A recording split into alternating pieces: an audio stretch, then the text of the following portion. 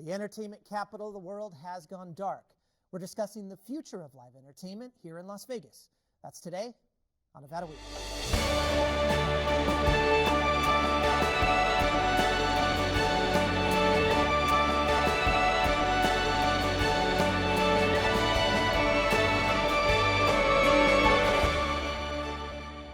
Support for Nevada Week is provided by Senator William H. Hernstadt and additional supporting sponsors.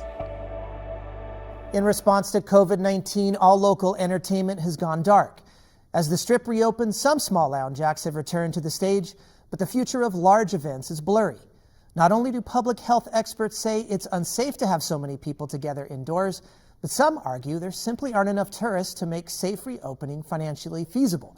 Well, today on Nevada Week, we're looking at the future of entertainment from a management, business, and performer perspective. Plus, a look at some of the new technologies that may help performers return to the stage. Joining us for this conversation is Darren Libonati, president and founder of Libonati Entertainment Group, James Swanson, principal and founder of Screaming Images, and Mark Chinook, owner of the space and creator and host of Monday's Dark. Well, Darren, Mark, James, we're very happy to have you here today. Very important conversation. You offer so much perspective. I want to get right into this and briefly cover kind of a baseline of where entertainment was prior to COVID-19. Darren, I wanted to start with you. So many economic drivers on and off the Strip here, entertainment included, but conventions, gaming, obviously, hospitality, hotels, retail, transportation are some of the big ones. Where do you think entertainment specifically ranks in priority and importance there? Well, it's a huge dynamic. If you think about a gigantic wheel with a bunch of wonderful spokes called arenas, stadiums, theaters, lounges, convention business, all of these things being fed by a gigantic international airport feeding people, when those turnstiles are turning, there's just nothing but economic revenue coming from them. And it's all walks of entertainment. It's all styles of entertainment. There's not just one. You've got things happening in arenas that are unique to different sports, such as NHL and college basketball and college tournaments and so many different things. So entertainment is huge, and the convention business is gigantic as it relates to Las Vegas and turning that entertainment wheel. And we look at gaming used to be the biggest revenue generator. That has switched over the last 10 years.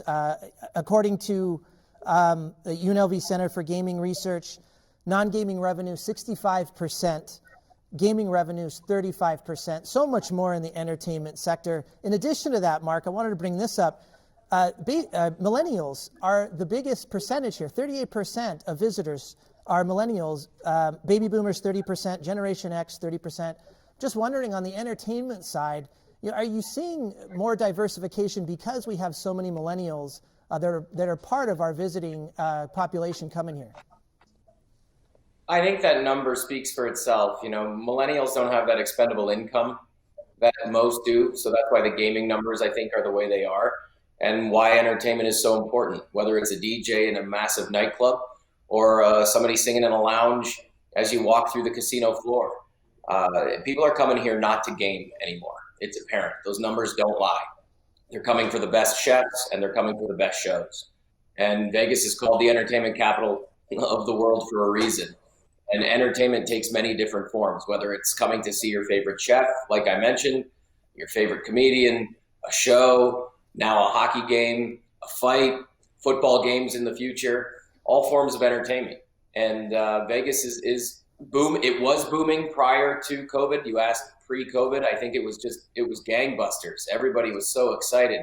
Roads were being dug up, streets were being expanded, parking garages put everywhere. Post-COVID, we're on pause. But I think we'll get back to where it was a few months ago. And Mark, you really are the personification of diversification of entertainment here, just in your various roles. I mean, entertainment at home games for the Golden Knights, on-strip entertainment as well. Of course, you operate a venue yourself, and then of course the nonprofit side and producing actual entertainment through Monday's Dark. Is there a sector of entertainment that you see that is growing from kind of this diverse pool that, you know, surprises you and also is just have taken off in the last 5 years or so? You know, I don't think there's one specific area of entertainment that's taken off. I just think that Vegas presents a unique opportunity to those who want to work in entertainment because there's so many different angles to get involved, whether it's behind the scenes in production, now with sports, you know, with having major sports here. The entertainment production side in sports is massive. And then, like I said, all the shows on the strip. And then we have a community group, you know, a ton of people in our community that are just a part of the arts. We have 2 million people who live here, and the art scene is pretty special. And we don't give it as much credit as it deserves sometimes. Everybody talks about the strip all the time, but we forget about things like First Friday and all of these art walks and wine walks and things that are dedicated and designed for our local community that really make Vegas a special place to live. Yeah, great point. Much more diverse, way off the strip. And let's also talk about James. This isn't just about the entertainers and the support staff of entertainers. We're talking about a lot of businesses here that are supporting the entertainment industry. And Screaming Images is a perfect example of that. I mean, let's just probably use the most obvious example of that is the oversized jersey that we find on Lady Liberty in New York, New York. You produced it, you put it on there. I mean, did you ever think 10 years ago that you would be producing and placing something like that as part of your business? No, and I grew up in Southern California, so we came to Vegas all the time. And if someone would have told me this 10 or 20 years ago, I would have thought they were crazy. But yeah, it's a big thing. And my role in all of this is supporting guys like Mark and Darren. You know, we provide the signage for the events and for the venues, and so our responsibility pretty much is providing them for solutions and taking their ideas and executing them. James, everything that Mark and Darren has been talking about here, conventions included to that, but all these different sectors of entertainment, again, on and off the strip. Are you seeing a certain sector, a certain part of entertainment that has grown exponentially in your business? For us, the big events are the festivals, Life is Beautiful, all the stuff that Darren runs. Those are the ones that I see getting bigger. Getting bigger before everything started, but let me speak up. I think James is a humble guy, and understanding from a producer promoter standpoint, when we build these festivals, from our Route 91 to Life is Beautiful to EDC to all the different festivals in our city, even our last one that we did, which was Day in Vegas with 60,000 people per day, you're talking about building a city, an infrastructure, and without work, I mean, first of all, with work, a guy like James is so valuable because he's an incredible asset to be able to think, create, and give back. He's a person first. And that's what I love about working with him, is because I can sit down and say, here are my 100 ideas that I want to do to create this city, this village, this experience. And I need your expertise in how we're going to fabricate it. How are we going to do it cost effectively, make it sexy, and then at the end of the day, bring it alive so it allows these people to have a great experience. The sad part two, COVID now, is the fact that you've taken convention business, entertainment business, lounges. Mark had talked about front of house, back of house, production. What makes Vegas so sexy is all the spokes in this wheel are made up of people, such incredible people that do such great jobs. And it kills me sitting here right now knowing that on a given arena night, you'll have 500 ushers, ticket takers, police, security in those arenas. On festivals, I could have up to 2,500 people.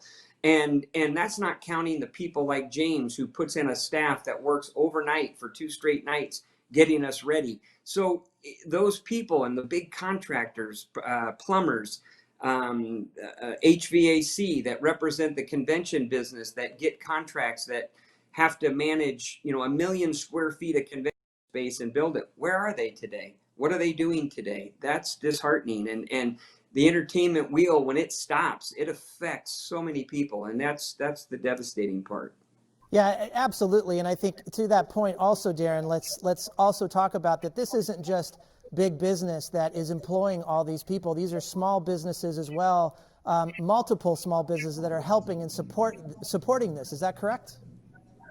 That's absolutely correct. And those third-party vendors, even though it sounds, when we say third-party vendors, they're everything. They make up all the spokes that we can't do independently. My full-time team, let's say in my MGM festival experience, might be 8 people. But everyone else has such a big role in following the plan, the blueprint that we create that says, here's what we're going to do, when we're going to do it, how we're going to do it. And you forget about the accountants, the food and beverage people, the food and beverage companies that deliver the mass amounts of product to handle and manage 60,000 people, and the people that accept that product and how you go about facilitating it. I mean, there's layers and layers and layers. And we hope at the end of the day, it all looks so seamless when these fans come to our venues and they say, wow, this was a great experience. And that's before we even sit down with the artist and address what his needs are.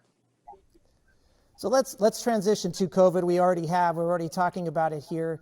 I mean, across the board, it sounds like everyone has been hit hard. Is there a certain form of entertainment? Is there a certain type of profession you think has been hit hardest, Mark? I'll start with you. Well, before Vegas, I spent 12 years in New York City, or 11 years in New York City, and 8 years in LA in both markets, and they're both devastated. We have some semblance of life here in Vegas with our casinos being open, but if you're a member of the Broadway community in New York City, you've been flat out told that you're not coming back to work until next year. So that's as devastating as it comes. All of the unions that represent the crew, IATSE and the Actors Equity Association, 99.9% of them are unemployed. So I don't think it gets any worse than that.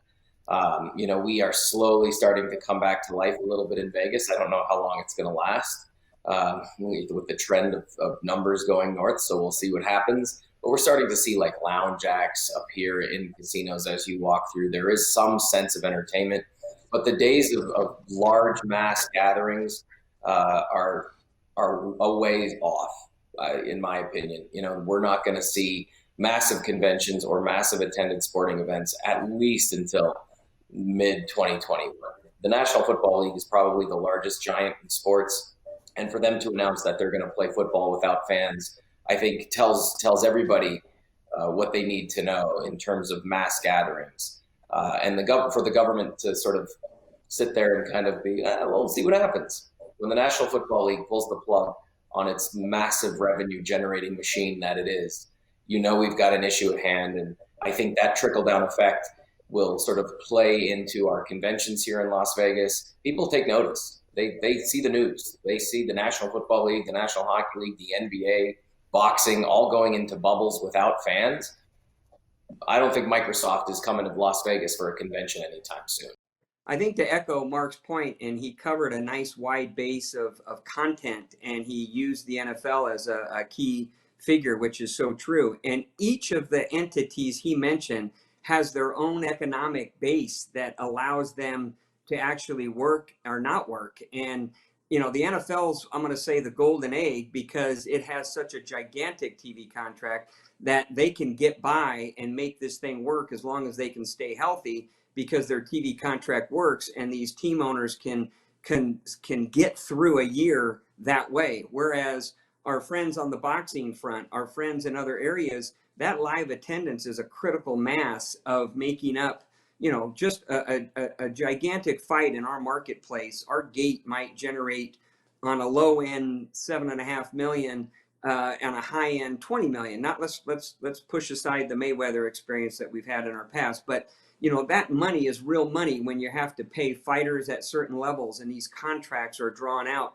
You can only do so much with your general TV agreements until you get the right fight, which allows you to have a pay-per-view exchange and a different value. So just as we talk about as venue operators, there's people behind the scenes like myself and others that are looking at the economics to say, how do we even make this work without a TV deal, without a different type of deal? And most of the fans that are watching on TV, which we'll see tonight, will break open baseball. And the TV deal is what makes that thing work, because you can't afford the athletes and the business without bodies, you're making no more money. Absolutely. And let's go back to the ancillary part of this that we're talking about too.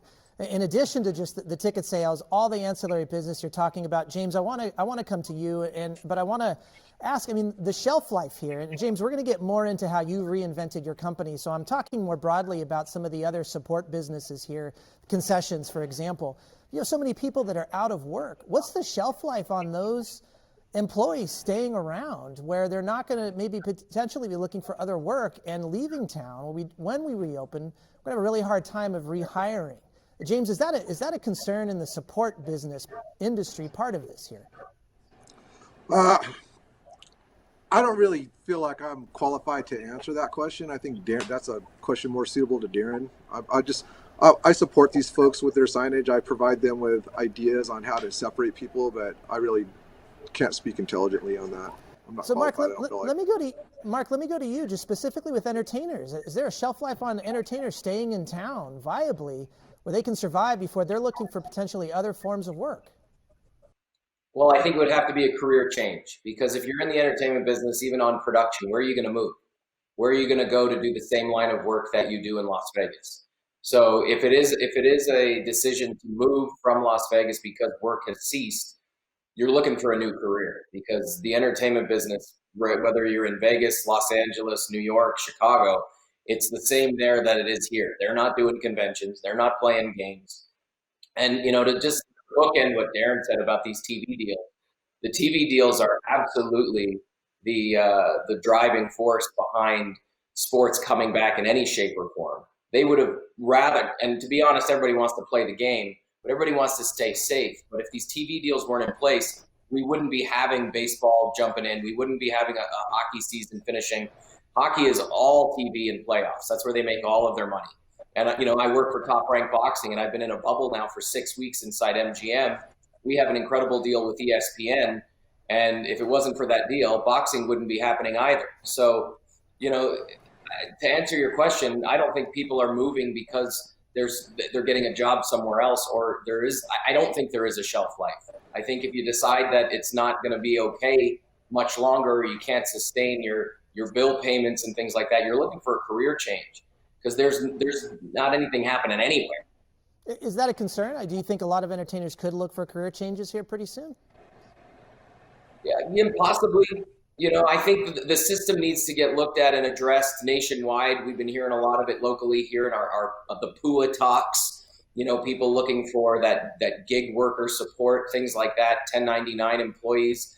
That system needs to be looked at, and it's not just an issue here in Nevada. It's happening across the country. I'm seeing people, comment on social media in New York that their $600, support check, things like that, may run out. And, if this goes on across the board for the rest of the year, I think we're going to see major problems in all walks of production. In Darren's world, James' world, guys can't survive off $600. And what makes entertainment so special are the people in it want to work.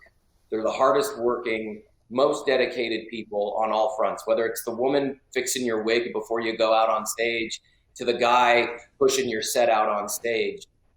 Everybody loves to come to work because it's our job to make you forget about the BS when you walk into that theater or stadium. That's the whole point of entertainment, to make the general public forget about their problems for a few hours. That's why you spend that hard-earned money to come to a show, to come to a game, and all the hard work behind the scenes that goes into that time that you spend in the theater is rewarded when the fans and the theater patrons and the concert goers walk out going, man, that was great.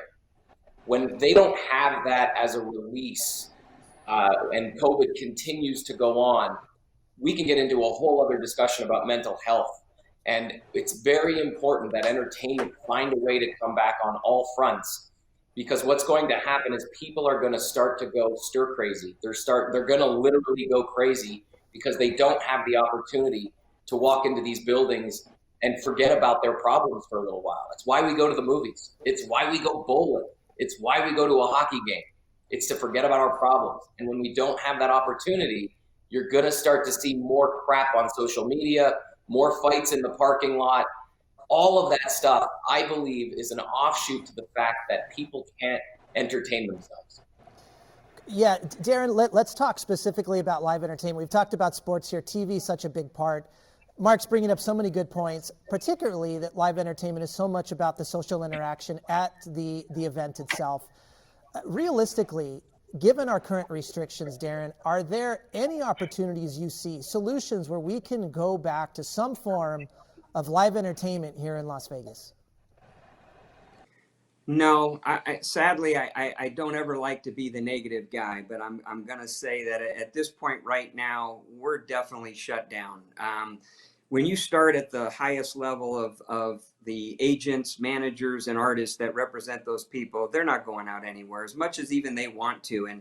And successfully, there's been a few drive-in concerts and things like that that have happened for some elite artists that have been able to find, as Mark was saying, some alternative ways to create their livelihood. But when you look at the mass numbers, the thousands and thousands of different types of entertainers and artists that need to do their thing, they need opportunities, and the opportunities have pretty much ended unless they can create them for themselves. And that's a sad effect, because that effect is what triggers. I'll use it a great example. Our city, and being that I once ran the Thomas and Mack Center, our National Finals Rodeo has been a monumental event that goes 10 nights, 17,000 people a night. We've got people from all walks of life that come to our city. But the key is the experience. And there are ushers that have been there since 1983. And now that makes them very old, but my point is that experience, they know the guy from Canada, they know the guy from Montreal, they know the guy from Montana, they know these people, they expect to see them. And my mother is an usher at T-Mobile, and she works the hockey games. And when you look at the number of events that have been swiped away from these people because of this horrible situation that we're in, these are livelihoods of second incomes that make a difference. And if you did 15 events a month, that's how much business these people have been working, and they're registering 6 and 8 hours of work at maybe a small hourly wage, but it's what they do. But more importantly, it's the psychological effect and the mental aspect of getting out and greeting people instead of being locked up. That is such an important thing, the element of people. I love looking at James and seeing him there, because I know when I pick up the phone in a working environment and I say, James Libanati, I need to talk to you about this, this, and this, he's on it. He knows that what I'm about to say is serious, it's real, and we're going to get busy right now. And that is what's missing in the wheel of this entertainment. And I can't tell you, there are every single position from a wardrobe guy to a cleanup guy that have completely, now I've got to look and say, what am I going to do? And when would I start working? I need to pick up a new trade. I need to pick up something new, and you can't sit and wait. Sorry, Dan, if I can interrupt you. Mark, I wanted to go to you. Monday's Dark has implemented virtual productions here. I just wanted to ask you, how successful are those going? Do you think that's a model that could potentially be replicated a little bit? It's been incredibly successful, and I did it for selfish reasons last November. So my parents are 80 years old, and they're in Canada, and I have entertainment parents who want to see what their kids doing. So they always ask me, hey, send me pictures, send me videos. So last November, I went out and bought about $50,000 worth of camera equipment, and then created a live stream package out of the space. Little did I know, March 2020, it'd be the only thing that I could offer. Now we have a team of 4. We put in a skeleton crew.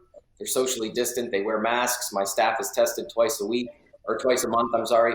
We come to work and we live stream programs and things out of the space now. And, I do think it's an opportunity, but again, it's not a solution. It's just sort of a Band-Aid right now to get us through.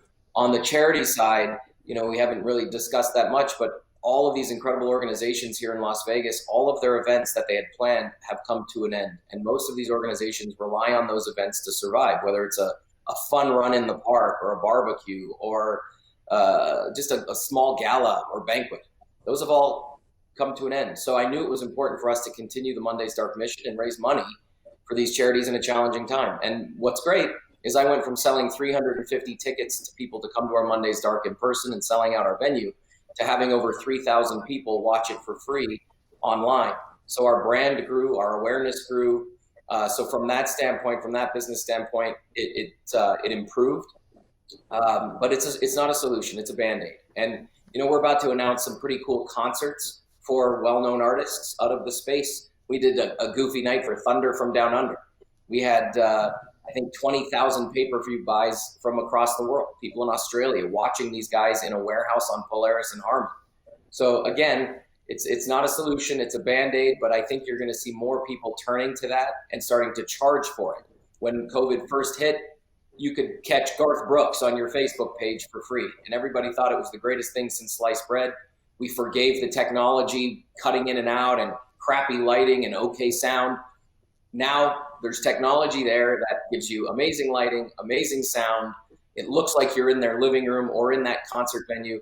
And I think it's just a matter of time until there's an announcement that somebody's performing with no fans at House of Blues, and you're going to buy it just like you would a pay-per-view fight.